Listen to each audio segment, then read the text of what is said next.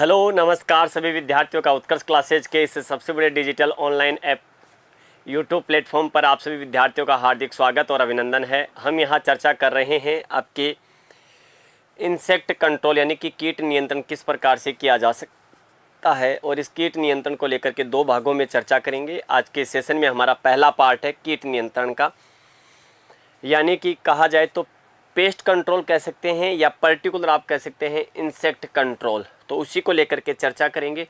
आइएगा आज के सेशन में सीधे हम चलते हैं क्वेश्चंस की ओर, और क्या है और किस प्रकार के क्वेश्चंस जो हैं आपके स्क्रीन पर दिखाई दे रहे हैं।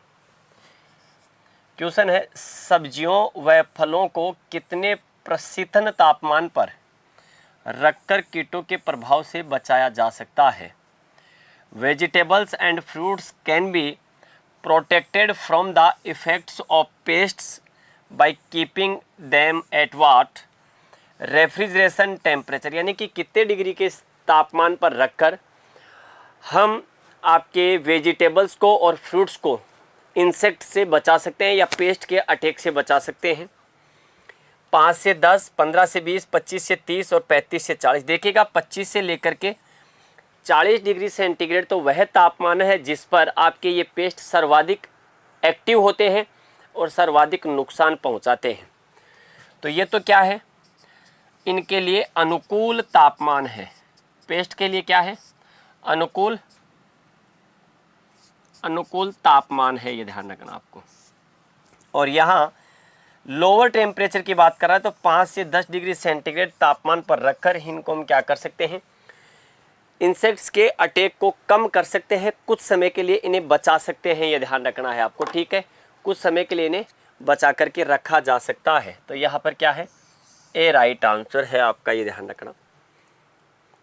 अगला सवाल जो आपके स्क्रीन पर है ये रहा, निम्नलिखित में से कौन सा कीट नियंत्रण को कृषि क्रियाओं के द्वारा नहीं किया जा सकता। इनमें से कौन सा एक ऐसा मेथड है जो कि एग्रीकल्चर में आपके एग्रोनॉमिकल प्रैक्टिसेज में शामिल नहीं है, ये ध्यान रखना है आपको, ठीक है। Which of the following is not a cultural practice of pest control. देखिएगा बेसिकली अगर हम देखें तो पेस्ट कंट्रोल की बात जब करते हैं तो यहाँ देखिएगा पेस्ट कंट्रोल की जब हम बात करते हैं तो एक होता है हमारा एग्रीकल्चर प्रैक्टिसेज के माध्यम से, ठीक है, सस्य क्रिया विधि, ठीक है। हम इसे क्या कह सकते हैं, सस्य क्रिया विधि हम कह सकते हैं कि एग्रोनॉमिकल प्रैक्टिसेज के माध्यम से। दूसरी अगर हम बात करें आपके सस्य क्रिया विधियों के बाद में तो यहाँ पर हम कह सकते हैं कि रासायनिक विधि, ठीक है। हम कह सकते हैं बायोलॉजिकल मेथड, ठीक है।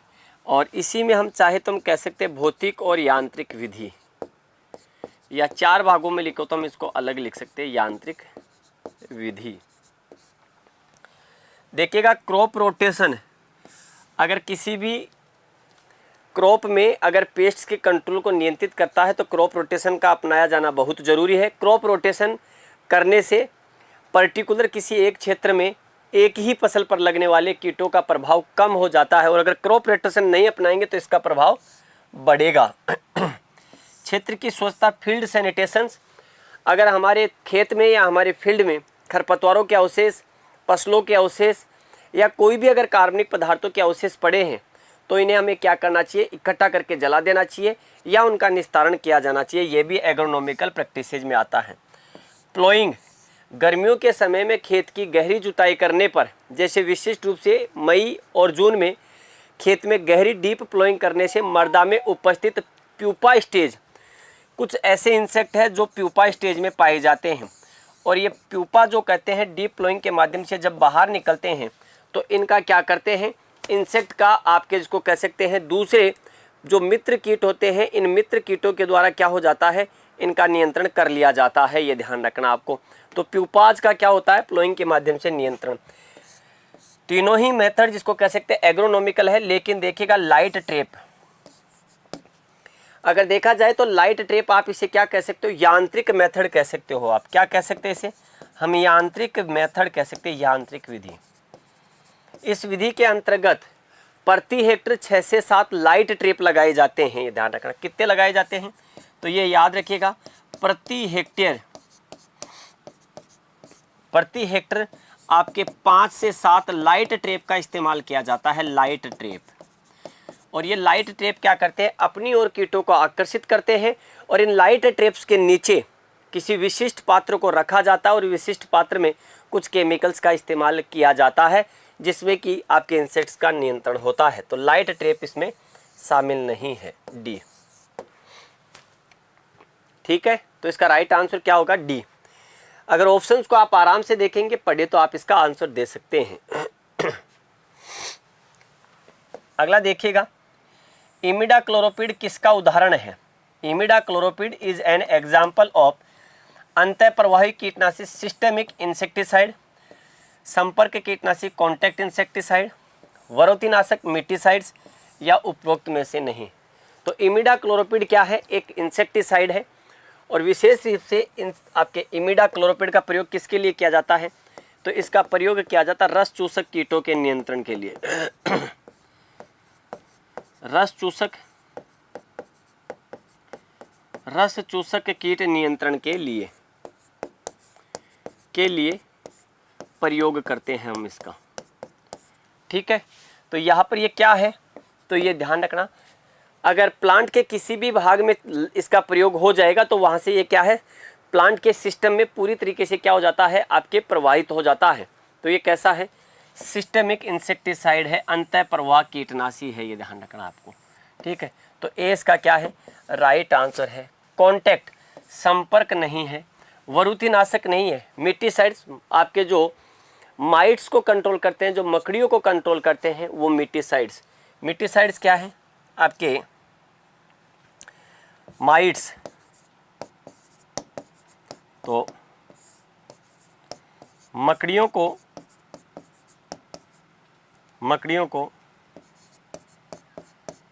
नियंत्रित करने हेतु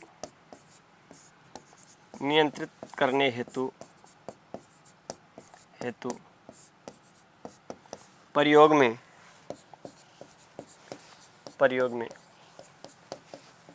लिए जा रहे रसायन। ठीक है, तो यहाँ पर इसका क्या है, राइट आंसर आपका ए राइट आंसर है, सिस्टेमिक इंसेक्टिसाइड। मूंगफली व बाजरे में सफ़ेद लटकी रोकथाम के लिए उपयोग में लिया जाता है। It use to prevent white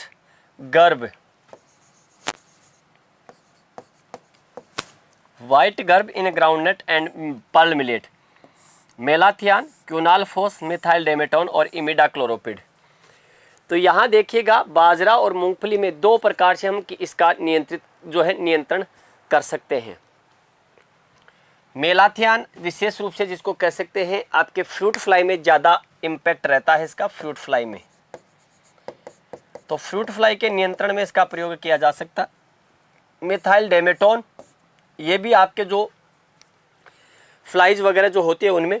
इमिडाक्लोरोपिड रस चूसक, यहाँ पर क्यूनालफोस का प्रयोग आपके वाइट गर्भ को नियंत्रित करने के लिए जब खेत की जुताई की जाती है उसी समय इसका प्रयोग खेत में किया जाता है, ये ध्यान रखना। क्यूनालफोस डस्ट का प्रयोग किया जाता है। दूसरा ये क्या है, ये तो आपके फील्ड प्रिपरेशन में इसका यूज होता है, फील्ड प्रिपरेशन में यूज किया जाता है। दूसरा बीजोपचार में। ठीक है, अगर हम बीजोपचार में बात करें तो हम बीजोपचार में किसका प्रयोग कर सकते हैं, क्लोरीपायरीफोस, हम क्लोरीपायरीफोस का प्रयोग कर सकते हैं, ये ध्यान रखना आपको। ठीक है, क्लोरीपायरीफोस का प्रयोग कर सकते हैं। और खड़ी फसल में अगर प्रयोग करें हम, खड़ी फसल में प्रयोग करें तो 4 लीटर प्रति हेक्टेयर क्या कर सकते हैं, क्यूनालफोस का प्रयोग।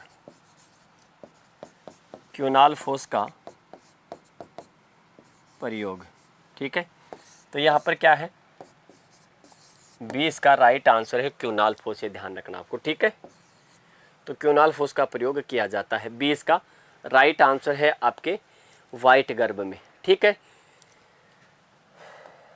अगला देखो,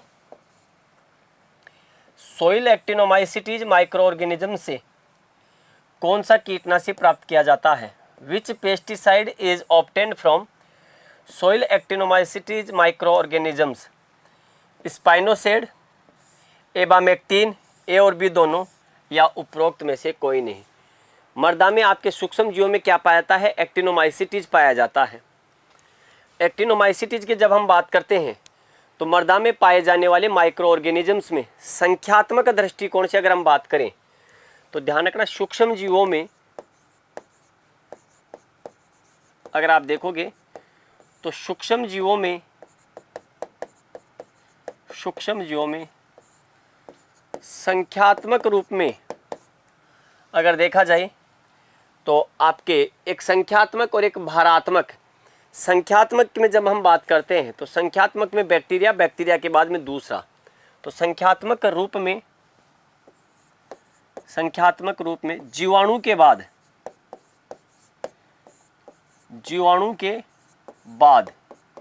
ठीक है, कौन पाया जाता है? एक्टिनोमाइसिटीज। और इससे प्राप्त किया जाता है स्पाइनोसेड और आपके एबामेक्टिन, जिसको कह सकते हैं, इसका प्रयोग, ये दोनों के दोनों इससे प्राप्त किए जाते हैं। ये ध्यान रखना आपको, ठीक है। सी इसका राइट आंसर है।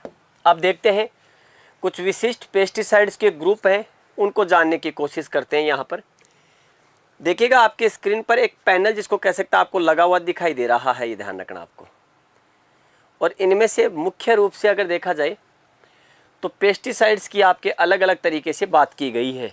यहाँ देखो पेस्टिसाइड्स क्या हैं, तो जितने भी रसायन हैं सारे के सारे पेस्टिसाइड्स हैं।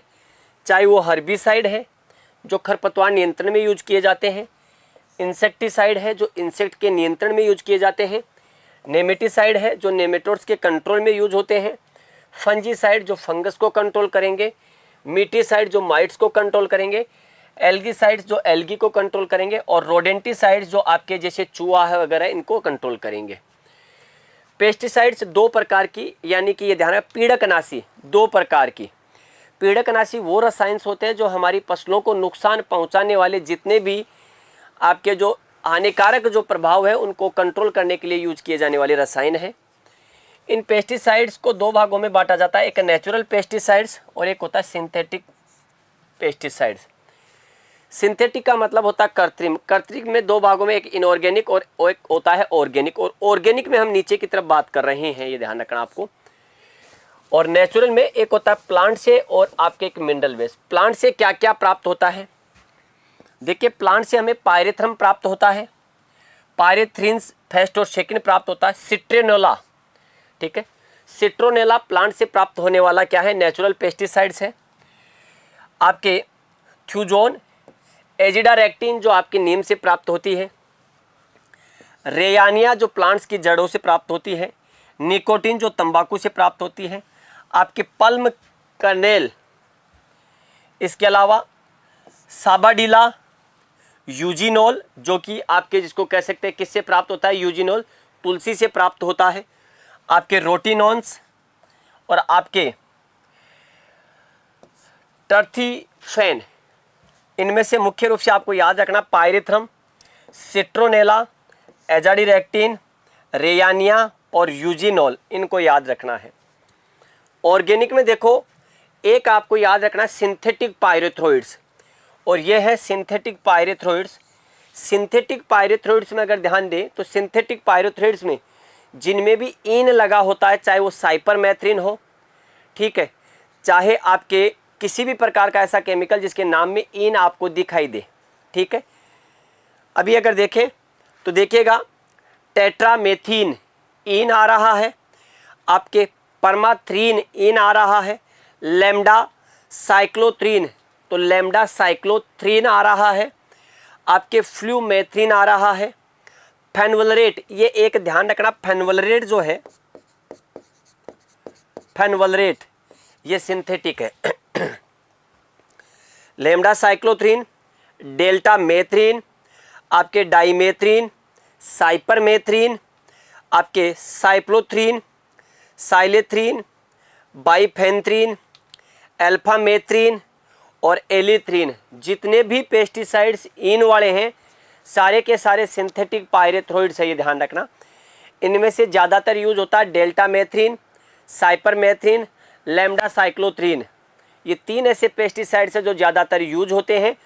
और एक और ख़ास बात, आज के समय में अगर देखा जाए तो पैक्टिनोफोरा गोसिपाइला के कंट्रोल की जब बात आती है पीबीडब्ल्यू के, तो किसी भी सिंथेटिक पायरेथ्रोइड का प्रयोग जब तक कपास हमारी 120 दिन की नहीं हो जाए, जब तक हमारी कपास 120 दिन की नहीं हो जाए तब तक हमें सिंथेटिक पायरेथ्रोइड का प्रयोग नहीं करना चाहिए, क्योंकि सिंथेटिक पायरेथ्रोइड का प्रयोग करने पर वाइट फ्लाई का प्रकोप बढ़ता है। सिंथेटिक पायरेथ्रोइड वो रसायन है जो हाईली एक्टिव है और इसकी वजह से वाइट फ्लाई में रेसिस्टेंस पावर डेवलप हो रही है और कैंसर के लिए जिम्मेदार है। इनमें से विशेष रूप से जो हमारे एग्रीकल्चर लैंड में ज़्यादातर यूज होता है, लैम्डा साइक्लोथ्रीन यूज होता है, साइपरमेथ्रिन यूज होता है, डेल्टा मेथ्रिन यूज होता है, ये ध्यान रखना है आपको, ठीक है। एक होता है कार्बोमेट्स समूह। अगर आपके यहाँ पर कार्बोमेट्स समूह में अगर हम बात करें तो जितने भी केमिकल जिनमें कार्ब शब्द लगा हुआ है वो सारे किस में आते हैं, कार्बोमेट्स समूह में। देख लीजिएगा, आपके अगर हम बात करें तो कार्बोफ्यूरान इसी में आता है, आपके कार्बोरिल इसी में आता है, कार्बेनोलेट इसी में आता है, डाईमेथिलीन इसी में आता है आपके। इसके अलावा अगर देखेंगे थायोयूरिया इसी में आता है, आपके जिनेब फंजीसाइड इसी में आता है, थायरम इसी में आता है कार्बोमेट समूह में, मेथेन इसी में आता है, मेनेब, फेरबेन, डाइथीन, M45, ठीक है, किस में आते हैं, कार्बोमेट समूह में। इसके अलावा कार्बोफ्यूरान, कार्बोरिल, कार्बेनोलेट, आपके एमिनो कार्ब और एल्डी कार्ब, जिसमें भी कार्ब लगा हुआ है सारे कार्बोमेट समूह में है। इसके बाद देखिएगा ऑर्गेनोक्लोरिन्स। ऑर्गेनोक्लोरिन्स में अगर देखा जाए तो ऑर्गेनिक क्लोरेंस में आपके DDT इसी में आता है, BHC इसी में आता है, क्लोरी आपके पायरोलेट इसी में आता है, एल्ड्रिन इसी में आती है आपके। इसके अलावा एंडोसल्फान इसी में आता है, लिंडेन इसी में आता है और dieldrin, aldrin, dieldrin, lindane, DDT, BHC, endosulfan सारे के सारे किस में आते हैं, ऑर्गेनोक्लोरिन्स समूह में आते हैं। इसके बाद आता है ऑर्गेनोफॉस्फेट्स समूह में। अगर ऑर्गेनोफॉस्फेट्स समूह में अगर हम बात करेंगे, ऑर्गेनोफॉस्फेट्स समूह में मेलाथियान आता है। इसके अलावा अगर देखेंगे पेंथ्रोफायरिन आता है, डाइक्लोरवास आता है, डाइमिथोएट आता है, ये इसमें मुख्य रूप से आते हैं, तो ये आपको ध्यान रखना है। इसके अलावा कुछ और इन्हीं को एक्सप्लेन किया गया है आगे। ये मुख्य रूप से इंसेक्टिसाइड्स को लेकर के चर्चा की है, प्लांट बेस्ड, पायरेथ्रम और एजाडिरेक्टिन है। आपके ऑर्गेनोक्लोरिन्स में 2 ही लिखे हैं यहाँ पर, DDT, BHC, यहीं पर आपके एल्ड्रिन आता है, एल्ड्रिन, लिंडेन, ठीक है, लिंडेन। और देखिएगा पीछे की तरफ ऑर्गेनोफॉस्फेट्स में आपको क्या दिखाया था, ये रहा आपके मेलाथियान। तो मेलाथियान को जरूर याद रख लेना, मेलाथियान और डाइमिथोएट, ठीक है, यहाँ पर मेलाथियान और डाइमिथोएट। तो मेलाथियान और डाइमिथोएट, ठीक है, डाइमिथोएट, तो ये क्या है, ये किस में आते हैं, ऑर्गेनोक्लोरिन्स। ऑर्गेनोफॉस्फेट में देखो आपके यहाँ पर, ठीक है,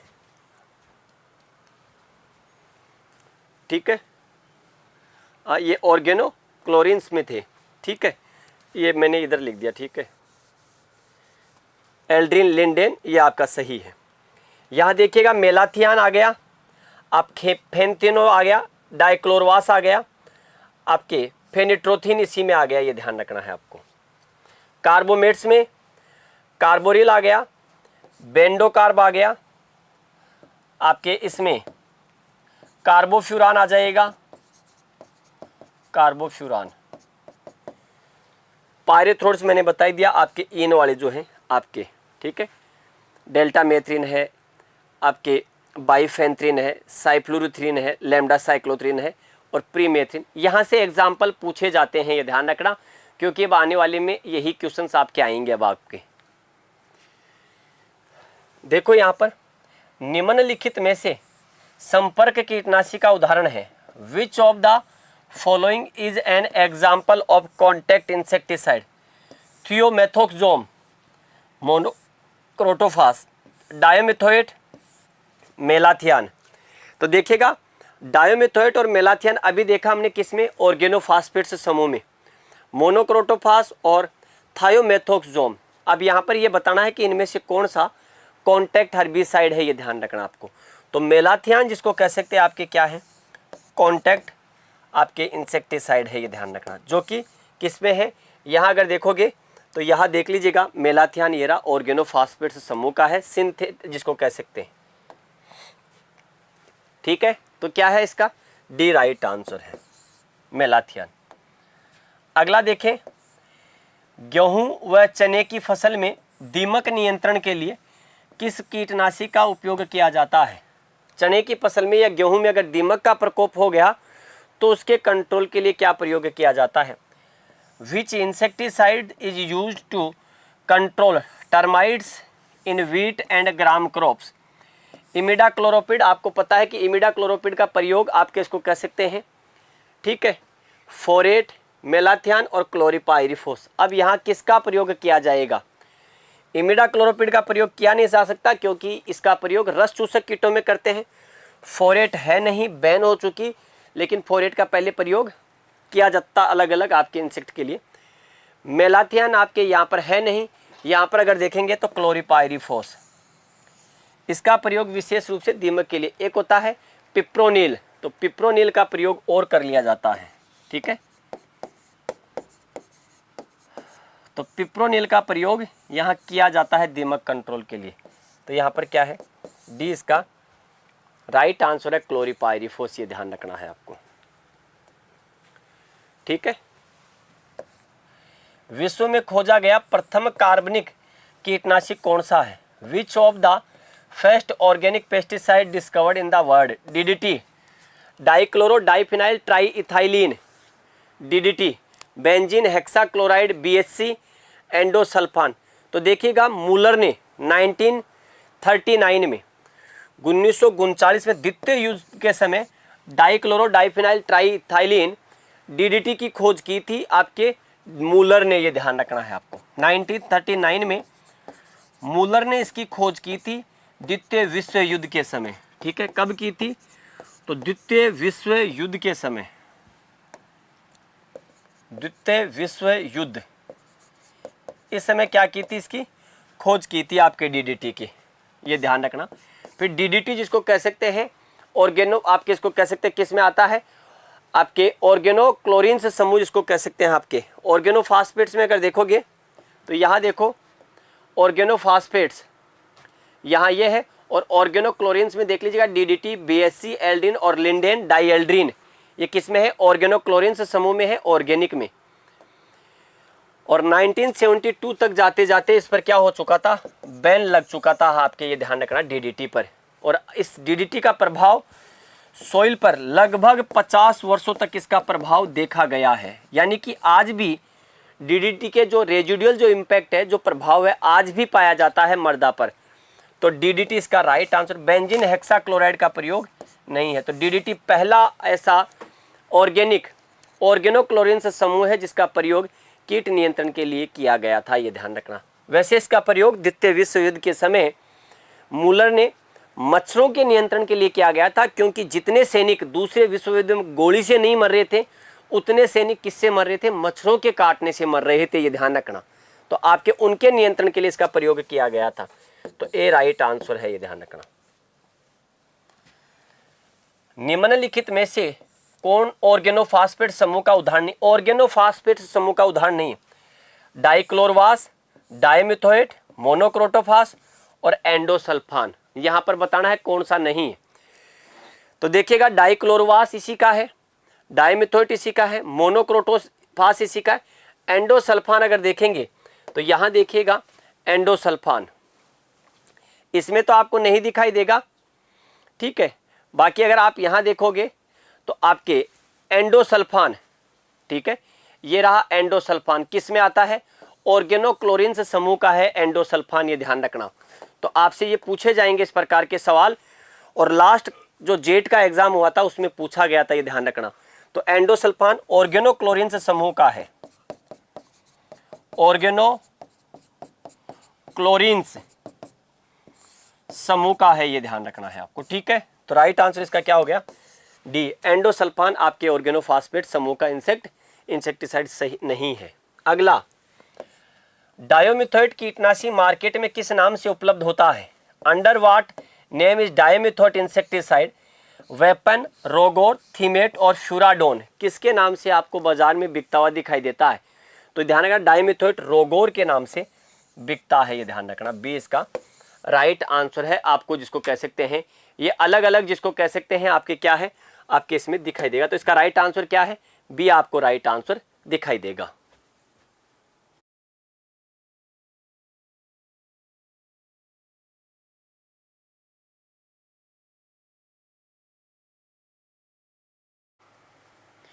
तो चलते हैं नेक्स्ट क्वेश्चन पर। इसका राइट आंसर आपके B.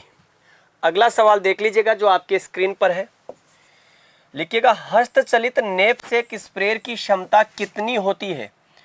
What is the capacity of hand led knapsack spray? 4 से 8 लीटर, 10 से 16 लीटर, 18 से 22 और 48 से 52। तो हम हाथ के द्वारा जो चलाते हैं हैंड नेक, उसकी कैपेसिटी कितनी होती है? तो लगभग 15 केजी के आसपास, ठीक है। तो 10 से लेकर के 16 लीटर उसकी क्या होती है, कैपेसिटी होती है, ये ध्यान रखना। आजकल ये बैटरी चलित भी आने लग गया है, ये ध्यान रखना है आपको, ठीक है।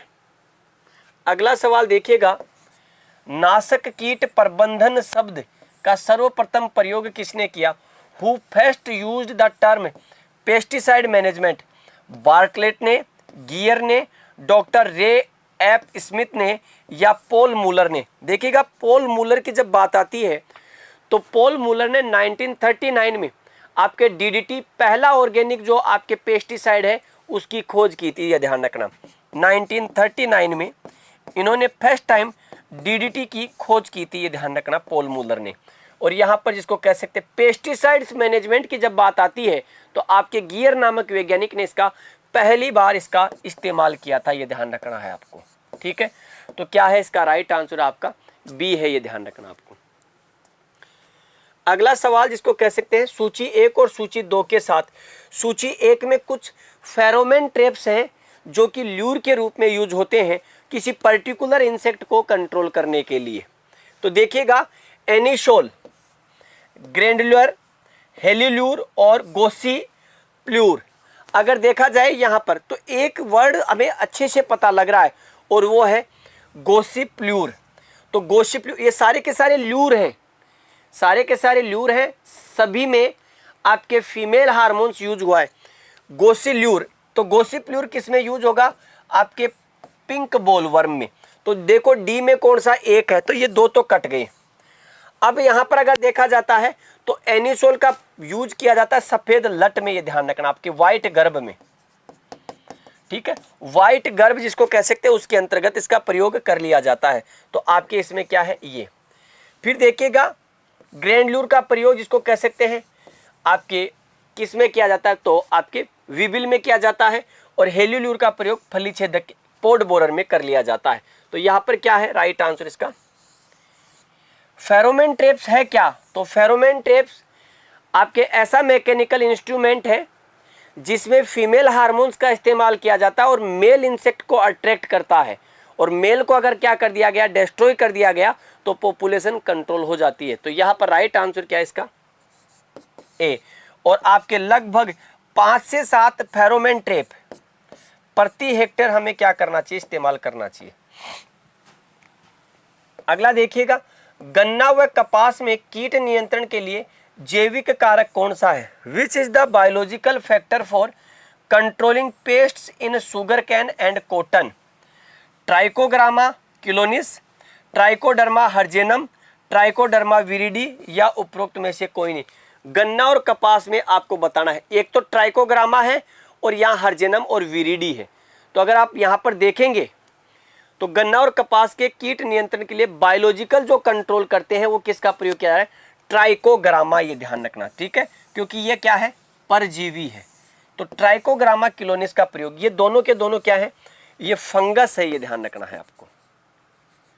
ये दोनों के दोनों क्या है, फंगस है। तो इसका राइट आंसर आपके क्या है? ए सही आंसर है, ये ध्यान रखना आपको, ठीक है। अगला सवाल, फली छेदक कीट, पॉड बोरर, हेलिकवर्पा आर्मीजरा का बायोलॉजिकल कंट्रोल में काम में आने वाला परजीव्याव कीट कौन सा है? Which is the parasite insect use to biological control of pod borer? आपके Campoletis chlorideae, Cotesia flavus, Trichogramma japonicum और ट्राइकोग्रामा किलोनिस। पॉड बोरर को कंट्रोल करने के लिए किसका प्रयोग किया जाता है, आपको ये बताना है। ठीक है, तो यहाँ पर देखिएगा फली छेदक, वैसे इसके कंट्रोल में वायरस का इस्तेमाल भी करते हैं बायोलॉजिकल कंट्रोल के रूप में। न्यूक्लियर पॉलीहेड्रोसिस वायरस का प्रयोग भी किया जाता है। और यहाँ पर बायोलॉजिकल कंट्रोल में जो परजीव्याव का प्रयोग किया जाता है ट्राइकोग्रामा किलोनिस, ट्राइकोग्रामा जेपोनिकम, इनका नहीं होता है। कैंपोलेटिस क्लोरिडी जो है परजीव्याव का इस्तेमाल इसमें किया जाता है बायोलॉजिकल कंट्रोल के लिए। बायोलॉजिकल कंट्रोल की एक सीधी सी थ्योरी होती है, जीव जीवस्य भोजनम। तो किसी इंसेक्ट को किसी जीव के द्वारा ही क्या किया जाएगा, उसका यूज किया जाएगा, ये ध्यान रखना है आपको। व्हाइट फ्लाई बमेसिया टेबेकाई का बायोलॉजिकल कंट्रोल किस अवस्था में होता है? सफेद मक्खी बवेसिया आपके, ठीक है, व्हाइट फ्लाई बमेसिया टेबेकाई, तो बमेसिया टेबेकाई आपको दिखाई देगा बायोलॉजिकल कंट्रोल में। और ये सफेद मक्खी छोटा सा इंसेक्ट है और ये नुकसान कपास के लिए बहुत हानिकारक है, ध्यान रखना। कपास को हानि पहुंचाती है और कपास की लोअर लीफ के नीचे की ओर होती है और इसका प्रभाव कपास में तब और अधिक पड़ जाता है जब सिंथेटिक पायरेथ्रोइड्स का इस्तेमाल किया जाता है, ये ध्यान रखना आपको। तो कपास में अगर हम सिंथेटिक पायरेथ्रोइड, ठीक है, सिंथेटिक पायरेथ्रोइड का इस्तेमाल करते हैं तो सिंथेटिक पायरेथ्रोइड में इसका प्रकोप और भी बढ़ जाता है, ये ध्यान रखना। तो कब? लार्वावस्था, निम्फ या अंडा या उपरोक्त में से कोई नहीं। किस अवस्था पर इसका कंट्रोल किया जाता है? तो आपके इसके निम्फ जो स्टेज होती है, निम्फ स्टेज पर इसका कंट्रोल किया जा सकता है, ये ध्यान रखना। अगला देखो, 1 हेक्टेयर में करीब इतने स्थानों पर ट्राइकोकार्ड स्ट्रिप्स लगाई जानी चाहिए। 1 हेक्टेयर में कितने, जिसको कह सकते हैं ट्राइकोकार्ड जो होते हैं, उनका इस्तेमाल किया जाना चाहिए। Trichocard strips should be applied at approximately this many places in 1 hectare. इससे क्या होता है, आपके जो इंसेक्ट होंगे यहाँ पर आएंगे और इससे क्या होता है, उनको कंट्रोल किया जा सकता है। तो लगभग 150 के आसपास क्या करते हैं हम, आपके ट्राइकोकार्ड्स का प्रयोग किया जा सकता है। फेरोमोन ट्रैप्स के संबंध में सही विकल्प का चयन करना है। फेरोमोन ट्रैप्स बहुत अच्छा सोर्स है इंसेक्ट्स को कंट्रोल करने का। The correct option regarding pheromone trap is poly house एवं मसाले वाली फसलों में सफेद मक्खी और माहू के नियंत्रण के लिए इसका क्या किया जाता है, प्रयोग किया जाता है। सही विकल्प आपको इसको कह सकते हैं, आपको बताना है। तो पॉली हाउस में जिसको कह सकते हैं येलो स्ट्रिप्स का प्रयोग किया जाता है, फेरोमोन ट्रैप्स का प्रयोग नहीं किया जाता है, ये ध्यान रखना आपको। पॉली हाउस में पर्णजीवी थ्रिप्स की निगरानी के लिए, तो इसके लिए थ्रिप्स को लिए भी हम क्या कर सकते हैं, स्ट्रिप्स का प्रयोग किया जाता है। यह मुख्यतः मादा कीटों से तैयार किया जाता है जो नर कीटों को आकर्षित करने के लिए काम में लिया जाता है। यह कवकों के द्वारा होने वाले रोगों के, तो यहाँ पर ये क्या होता है, सी इसका राइट आंसर। और विशेष रूप से इनमें मादा हार्मोन्स का प्रयोग किया जाता है, ये ध्यान रखना, ठीक है, मादा हार्मोन्स का। तो सी इसका राइट आंसर आपको दिखाई देगा। अगला सवाल देखिएगा, DD 136 के संदर्भ में सही कथन है। The correct statement regarding DD 136 is, ऐसे सूत्रकृमि जो कीटों में व्याधि पैदा करके मारने में काम में आते हैं। यह नेमेटोड और बैक्टीरिया का संयोजन है जो कीटों के नियंत्रण के लिए काम में लेते हैं। यह कवकों एवं नेमेटोड्स द्वारा होने वाले रोगों के बायोलॉजिकल कंट्रोल के लिए प्रयुक्त किया जाता है। यह विश्व में खोजा गया प्रथम ऑर्गेनिक कीटनाशी है। तो इनमें से कौन सा संदर्भ जो है वो सही है? तो देखिएगा, विश्व में खोजा गया प्रथम ऑर्गेनिक इंसेक्टिसाइड तो नहीं है भाई, ये तो साफ साफ दिख रहा है, वो तो DDT है। यह कवकों और सूत्रकृमियों द्वारा होने वाले रोगों के नियंत्रण में नहीं, यह नेमेटोड और बैक्टीरिया का संयोजन है, ये ध्यान रखना आपके। DD 136 किसका है? तो नेमेटोड और बैक्टीरिया का। तो 20 का क्या है, राइट आंसर है आपकी स्क्रीन पर।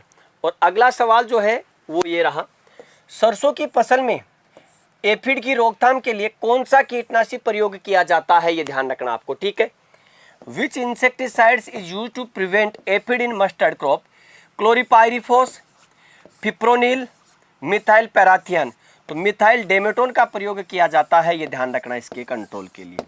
तो ये हमारे जिसको कह सकते हैं आपके कीट नियंत्रण का पहला पार्ट था, जिसको लेकर के चर्चा की, और जिसको कह सकते हैं आज के सेशन के लिए इतना ही। पुनः मिलेंगे अगले सेशन में, तब तक के लिए सभी विद्यार्थियों को राम राम, जय हिंद, जय भारत, बेस्ट ऑफ लक।